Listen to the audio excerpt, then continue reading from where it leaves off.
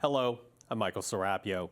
For the last 17 years, Canada has hosted an international gathering of political leaders, thinkers, and military commanders. Called the Halifax International Security Forum, it is a meeting place for democratic countries to debate and to discuss mutual security challenges. Now, in recent years, those challenges have been China, Russia, Iran, and North Korea. They still are. But among the challenges now facing democratic countries around the world is also the United States, because that country's commitment to global democracy is in question. One example is the Trump administration's desire to negotiate an end to the war in Ukraine.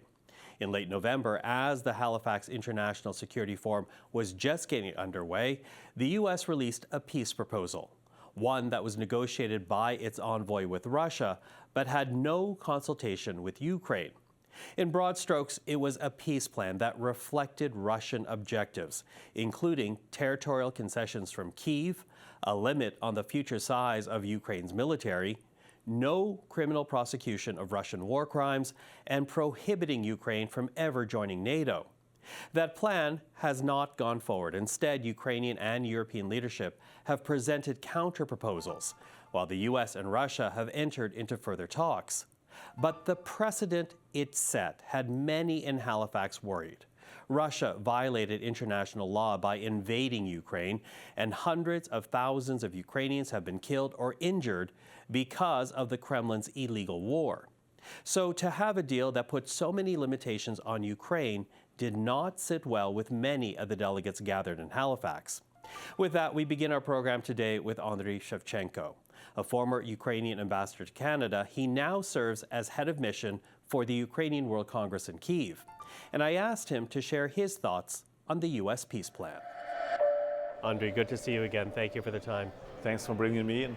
Now, in this moment, we have been talking about this deal presented by the United States, negotiated with Russia, that would theoretically end the war with Ukraine. We don't know where it's going to go in the next few days, next few weeks. But what is your reaction to this agreement? It's a no-go. It won't fly. We cherish all the efforts to help us, but this is not the way to move forward. Having said that, I think we should really use every chance to start a more profound conversation on what exactly peace plan out of the situation could be.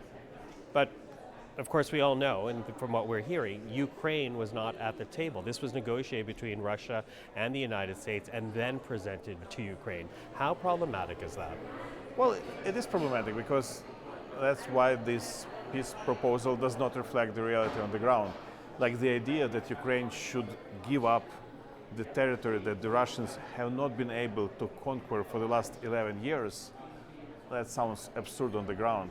So we're talking about fortified land that the Russians have not been able to capture, and now we're expected just to give it away, to make our defense positions so much weaker. I think it's just, it's impossible. And one more thing, I think some foreign leaders, especially in Russia, they don't understand that it's not just about the president of the day in Ukraine, it's about the Ukrainian people. So it would be a huge mistake to think that through blackmail you could convince someone to sign something and then it would not work, because any Ukrainian leader would come back home and would have to deal with the Ukrainian society, with the political class, and with the servicemen and servicewomen. So it's very important that any way forward will be widely accepted in Ukraine. Well, the Ukrainian president, Zelensky, he has described the thinking around this deal as either Ukraine accepts something that's incredibly dishonorable for the country or potentially loses a key ally. Our dignity or strategic partner, that's a tough choice. Are you ready to lose a strategic partner? Are you afraid that is what will actually happen? Well, we had that choice earlier. There were days when we thought Russia was our strategic partner. But when it questioned our dignity, when it questioned our right to choose our destiny, to choose our future, then there was no question at all. Of course, we'll choose our dignity, our freedom, and our right to choose our future. So do you think Ukraine can fight this war with Allied support, but maybe not the United States? Well, I don't think we're going in a direction where we'll have really to choose. I feel that it's a huge challenge. I feel us and the United States and Canada and all the other decent countries, we are working on this together. We'll have to find a solution together. So I do not want us to be direct into thinking that we have to choose. That's probably what the Russians want us to do. Having said that, I think we should be very serious about what we do and what we say in public, because the very conversation about this peace plan has already done a lot of damage. We see that some sanctions against the Russians have been put on hold. We see that conversation on the Russian frozen assets has been put on hold. And that's bad, because those are the tools, those are the leverage that actually could help us bring this peace closer. So I encourage all of us not to panic, not to be emotional about this, but to be very pragmatic, keep focused on the important thing which can bring the war closer. And that means arm Ukraine, that means finally crush the Russian economy, that means enable us Ukrainians to do multi-domain strikes into the Russian territory in different domains. So I think there is a lot of intellectual consensus behind this. So let's not be dragged into some other conversation which doesn't help. Well, Garry Kasparov spoke here at the conference, and clearly he believes that there are tools that the Allies can use to, as you say, precisely hurt the Russian economy, bring this war to an end, but the Allies have been hesitant to do so. What's your reaction to that? Well, I think he's right, and I think this is where Canada can lead the way in many senses, because Canada is known for actually being very open to do these things. That's where Canada can be a leader of this international coalition when it comes to sanctions, when it comes to really tough measures to put Russia on its knee, to crush the economy. Because in the end of the day, I believe we have come to two choices. Either we finally crush the Russian economy and end this war, or all of us have to prepare for a direct assault of Russia at NATO. I am afraid we do not have the luxury of in-between options anymore. There was time when we had, not anymore. So I think we finally be very serious about this. Either we find a solution to this problem now and help Ukraine with the war, or we'd better be prepared for something really huge, really big, which is coming. Andriy Shevchenko. Now, also in Halifax this year was Garry Kasparov, former world chess champion. He now chairs the Renew Democracy Initiative. He chastised NATO for not doing more to help Ukraine hold off the Russians, and he warned delegates in Halifax against the U.S. peace plan. We have everything, military, political, economic powers on our side, and we're still losing the war. It's thanks to Ukraine. Russia is not fulfilling Putin's dream of restoring a Russian empire. But if, God forbid, Ukraine is forced to make this deal, then very clear, Putin will realize his dream. And then, guys, you are next, but you are not willing to fight. And that is the fear. If Ukraine falls, many fear Russia could be emboldened to invade other Eastern European countries. It could also embolden the Russian president, who is ruthless against his opponents. Now, that includes Russian Vladimir Kara-Murza, who was sent to a Siberian prison for speaking out against the war in Ukraine. He has since been released, and I spoke with him at the Halifax International Security Forum. Mr. Kara-Murza, thank you for the time. Thank you so much for having me. It's a pleasure. Now, as you and I are conducting this interview, of course, Ukraine has been handed over this peace deal from Russia and the United States, and we don't know if it's going to be accepted. We don't know if it sets the parameters for any other future deal, but based on this piece of paper alone, I'm wondering if that is any cause for hope that the war may come to an end, or a cause for concern given the terms outlined in this agreement. Well, when I look at this so-called peace plan, it looks more like Vladimir Putin's Christmas wish list, frankly, because I don't see a single concession that is demanded of the Kremlin, which, let's not forget, is the aggressor side here. Ukraine did nothing to provoke this aggression, and all the concessions have to come from Ukraine, including ceding territory that Vladimir Putin's regime has not been able to seize militarily for 11 years, since 2014, including the guarantee that Ukraine will not be a member of NATO Forever, that's the language I've seen in some of these points. Well, first of all, apart from the fact that that actually directly violates the Washington Treaty, which states that any European country has a right to be a part of NATO. So I don't even see how technically this can be approved. Other than that, though, I have to say I really smiled when I read that word forever in those proposals. I'm a historian by education. A lot of things were supposed to be forever. The Soviet Union was supposed to be forever. In fact, in the Soviet national anthem, there were these words that the Soviet Union was created forever.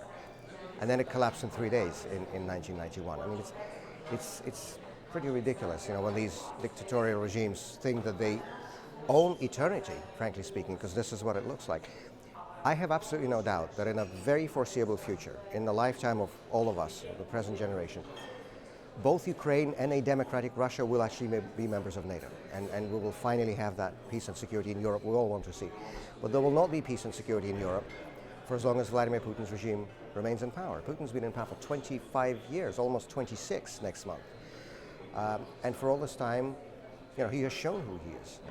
He has been repressing our own people inside of Russia, murdering his political opponents like Boris Nemtsov and Alexei Navalny, imprisoning thousands upon thousands of our own Russian citizens simply for speaking the truth and for opposing this regime. And he has been constantly violating the sovereignty and the borders of other countries and getting involved in all these wars beyond Russian territory, in the Republic of Georgia, in Syria, in Ukraine in 2014, in Ukraine again since 2022. We know who Vladimir Putin is. You know, this is not an enigma. There's nothing new about this. And so, for as long as Putin remains in the Kremlin, this war will not stop. Well, let me get in on that because that is the concern, that this peace plan is not really for a lasting peace, but a chance for Russia to regroup and in the future try to grab more territory from Ukraine. What do you say to that? We know very clearly from the history of the 20th century that appeasing an aggressor never leads to actual peace. It only leads to more war, more conflict, more suffering, more pain, more blood. I think a lot of people will remember those famous images, of, perhaps I should say infamous images, of Neville Chamberlain, the Prime Minister of Britain, waving that piece of paper after he came back from the Munich conference in 1938, when the leaders of Western democracies decided to just give away a chunk of Czechoslovakia to Adolf Hitler on the promise that he will not invade again. Well, how did that one work out? Right? It was less than 10 months left until the launch of the Second World War. Appeasing an aggressor never leads to peace. It only whets the aggressor's appetites. Aggressors do not stop on their own. They can only be stopped. And the only language aggressors like Putin, thugs like Putin, bullies like Putin understand is the language of strength and principle. And this is not what we're seeing in this Trump ultimatum. I do not think that giving in to an aggressor, rewarding an unlawful, murderous aggression, could ever lead to anything positive. And one other important aspect of this so-called peace plan that to me is absolutely unacceptable is the proposed blanket amnesty for all the war crimes that have been committed during this conflict. This is completely unacceptable. Justice is an essential element of any post-war reconstruction. Justice is an essential element of a future reconciliation between Russia and Ukraine. Transitional justice is an indispensable component of any successful transition after traumas like war or totalitarian regimes. And every single one of those war criminals who have committed all these horrendous crimes over these past almost 4 years, each and every one of them will have to be held to account. And this is, by the way, important not just for Ukrainians, it's important for Russians too. Because Russia will not have a normal democratic future after the Putin regime unless we go through this process of a full reckoning and full accountability for all the crimes that have been committed. And let me remind you also that from the summer of this year, from the summer of 2025, the Council of Europe, in cooperation with the government of Ukraine, has established the Special International Tribunal for the crime of aggression against Ukraine. It will be based in The Hague, that has the support of dozens of countries, unfortunately not the United States under Donald Trump, but dozens of countries, most of European countries. And the work of this tribunal is already underway, gathering all the documentary evidence, speaking to witnesses, collecting documents and so on in preparation for the day when all the war criminals who are responsible for the crime of aggression against Ukraine, up to and including Vladimir Putin, will be held accountable according to the law for all the crimes they have committed. Okay, and forgive me for jumping in, but clearly you have a concern here that if there is no criminal prosecution for past wrongs, that will only what? Embolden Vladimir Putin to be harsher against the Russian people? Absolutely. Putin cannot stop. His regime depends on war and repression. The main instrument of Putin's power, the main instrument of Putin's regime maintaining its power, is fear. You know, they have to make their own people afraid, our own people in Russia afraid. This has been the overwhelming tool that this regime has maintained its control. You know, we haven't had free election in Russia in 25 years. Even the smallest act of protest or even truth-telling lands you in prison for many years. You know, we have a record number of political prisoners in Russia today, not just in the post-Soviet era, but even in the late Soviet era. There are more political prisoners in Russia alone in the year 2025 than there were in the whole of the Soviet Union, which is 15 different countries put together in the mid-1980s. This is how bad the repression is. And this is the only way Putin is able to keep his power. And war is the other side of that, right? When we look at the history of Russia, we will see a very clear pattern that internal repression and external aggression are always two sides of the same coin, right? Because a government that does not respect the rights and freedoms of its own people will not respect the borders of other countries, will not respect the norms of international law. And for as long as Putin remains in power, there will be repression, there will be war. The only way to really guarantee peace and security for Ukraine, the only way to really guarantee peace and security for the whole of Europe is through political change in Russia. Only when there is a peaceful, legitimate, democratic government in Russia, only then will there be real peace and security on the European continent. As I said earlier, Russia violated international law with its invasion of Ukraine. And to help understand how it did that, we'll take a listen right now to what was shared by Canada's Defence Minister as David Ming-chi helped open the Halifax gathering. Out of the ashes of the Second World War emerged a new global order, an order based on the foundation that all nations, big and small, must be bound by common rules, that borders must be set by treaties, not tanks, that disputes must be settled by law, not war, and that every person in every nation have the right to choose their own destiny. For the past 80 years, these rules have ushered in an unprecedented era of peace and prosperity for our nations. Yet now we're seeing deep cracks in the foundation. And if we're not careful, if we don't choose our next steps wisely, those cracks threaten to rupture. It's been nearly 4 years since Russian troops and tanks rumbled over the Ukrainian border for a full-scale invasion. Vladimir Putin's invasion of Ukraine is a brazen challenge to the very principle of national sovereignty, the principle upon which all free nations just happen to be built. Minister Ming-chi was not the only Canadian politician at the Halifax International Security Forum. His counterpart in the Conservative Shadow Cabinet also attended. Take a listen now to James Bezan as he shared his thoughts on Ukraine, Russia, and the role Canada can play. James Bezan, thank you for the time. Well, thanks for having me on, Michael. So clearly, as we listen to the speakers here at the Halifax International Security Forum, there is a concern right now about Ukraine, and that country is being told to consider a peace deal that's been negotiated between the United States and Russia. We don't know where that's going to go, but based on what you have seen, what you have heard, what concerns, if any, do you have about this deal? Well, there's a lot of concerns. I think, first and foremost, all wars end at the negotiating table. So is this a starting point, or is this just more posturing that between Trump and Putin that's taking place? I think first it has to be in the best interest of Ukraine. You can't have a peace deal for Ukraine without Ukraine. And of course Ukraine wasn't involved in this original draft. So that raises the first red flag. I think that the second part of this is some of the conditions that have been set around the surrender of territory, including territory that's not even occupied by Russia at this point in time. I think there's a lot of stuff in here that NATO allies aren't going to accept either, because the possibility of adding more members down the road is something that we should never take off the table for especially democracies, and that's the theme of the Halifax International Security Forum this year is democracy.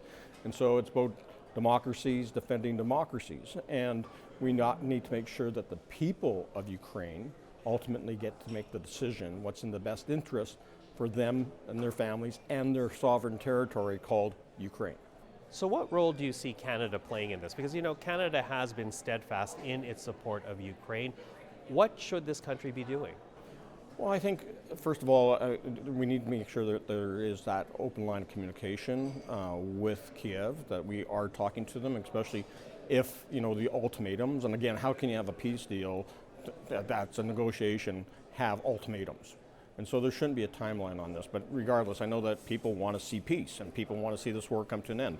Over 1 million Russian soldiers have been killed or injured and never returned back to the front line. And we know that the numbers in Ukraine are high as well. And we know that we want to end the attacks on Ukraine's civilian infrastructure. And if we can get Russia to ceasefire, at least that happens. But again, we have to make sure it's in the best interest of Ukraine. Appeasement of Putin is not a peace deal. And that's why we need to continue to support Ukrainians' efforts. That means, if they need more intelligence from Canada, as we had in the past, and I look back at, when we were government under Stephen Harper, we started the provision of radar-sat images to Ukraine. And the Liberals canceled it. We put pressure on them, they had to restart it, and now again it's been canceled. So if there isn't going to be satellite imagery coming from the United States, then Canada has to step up and provide those RadarSat-2 images so they know what's happening along the front. Secondly, European nations, Canada as well, will have to continue to support Ukraine in supplying the weapons they need. And as conservatives, we always said, we've got a lot of surplus retired equipment or equipment that's about to be decommissioned. Rather than waste taxpayers' dollars in decommissioning that equipment, give it to Ukraine. They can use it today. They need it to defend their sovereignty, to protect their citizens, and ultimately win this war, because really the only way to get to peace is victory. Now, I know while you've been here in Halifax, you had a meeting with the Latvian defense minister, and Latvia is where Operation Reassurance is located, the largest overseas military mission that Canada is currently involved in. What do Canadian forces need to be ready for if this peace deal, or one like it, is accepted by Ukraine, considering that Latvia is on the Russian front line? And so we need to continue to monitor, and our discussions with the Latvian defense minister is, okay, what is the defense posture in Latvia, and what type of posture are we seeing from Russia along the other side, as well as Belarus, who's right there, right? And they're definitely an ally and partner of the Kremlin. So, or maybe they're even just a puppet of Putin, right? But anyway, we got to watch Putin's war machine and see what it's doing along the front, what it's doing in the cyberspace, what it's going to be doing ultimately in more cyber attacks, and how does that compromise Canadians who are serving in Latvia and leading the multinational brigade that's there. So we have to continue to ensure that we have all the equipment they need. It is disconcerting that we have troops over there that sometimes aren't able to exercise because our equipment is in disrepair. We've been putting pressure on the government, especially at the committee level, to ensure that we have all the military equipment they need, especially land vehicles and armored vehicles to defend themselves, and also working alongside all of our allies in making sure that we can continue to drive forward. Conservative Shadow Minister for Defense James Bezan. Complicating the situation for democratic countries is now the United States. As the architect of the rules-based international order, democratic countries have rallied around the U.S. since the Second World War. But the Trump administration has been inconsistent in its words and in dealing with its traditional allies. So much so, a new world order is emerging, something I discussed with Janice Stein, the founding director of the Munk School for Global Affairs and Public Policy, and chair of the board of directors for the Halifax International Security Forum. Democracies have to work together in a world where China is growing in importance, where Russia is disrupting European security, and where, frankly, the trajectory of the United States is uncertain. There's no choice but for the democracies to come together to lead a shared security agenda. Democracies to come together, does that mean without the United States right now? Because we are in this moment of uncertainty as to what comes out of the Trump administration vis-a-vis foreign policy. There's no question. We are doing this as the G20 goes forward without the United States in its chair. That is not true in NATO. It's not true in NATO because, beginning with President Obama, he pushed the democracies, and Trump, of course, escalated the rhetoric and succeeded, but he's pushed all of us to raise our defense spending, and the United States has stayed. But we're also doing this interview when a peace plan has been put forward for Ukraine by the United States and Russia, which is alarming almost every European democracy at this moment. There's the challenge. Those two agendas are joined at the hip. You know, you mentioned the current peace plan put forward in Ukraine, and you know, we are speaking right now at the end of November. Who knows what happens in a few weeks' time with it? But it does underline a U.S. administration that is willing to cede over to Russia much of what Russia wants with this illegal invasion. Is the rules-based international order now dead? The old rule, the old liberal rules-based international order is gone. The question is, what comes out of this revolutionary period in the United States? You know, the initial revolutionary fervor always fades over time, and there will be a new order that comes out of it. It may look different, I think it will, from the older one, but all the more important while we are beginning to shape those new rules, that the democracies come together and agree on the fundamentals of security. You know, one fundamental, you do not make an agreement over the head of an ally that is at war. That's pretty fundamental. And which is what has happened here, because by all reports, Ukraine says they were not at the table. It was presented to them as a fait accompli by the United States and Russia. And they were given 5 days to respond to something that they did not really shape in any meaningful way. Like Ukraine, Taiwan neighbors a global superpower, namely the People's Republic of China. And in 2025 alone, the PRC has carried out operations that have harassed Taiwan in the sea, in the air, and on the internet. Here now is part of my discussion with one of Taiwan's deputy ministers for foreign affairs. Our message is simple and clear. It's about that Taiwan is a responsible party of the peace and stability in the Taiwan Strait. And we see our own defense. It's no one else but our own responsibility. And we are doing that. But we want to reach out to our like-minded countries, like-minded partners like Canada, that we stand at the forefront of this struggle between democracies and authoritarian regimes. So we have to stand together. We have to support each other. I think support Taiwan is not only support a small island, it's about value. It's about you choose democracy or you choose authoritarianism. So we see ourselves serving at the forefront of a democracy fight against authoritarian expansion. And we think that we feel that we are obligated, not only to our own people, but to the international society. But we need support. No matter it's about political signaling, no matter it's about help us to strengthen our defense, no matter it's about speak up for us in the international organization. That all matter. That all matter. That give us people, that get our people confidence and knowing that they are not fighting this battle alone. Dr. Chen, thank you for the time. Thank you.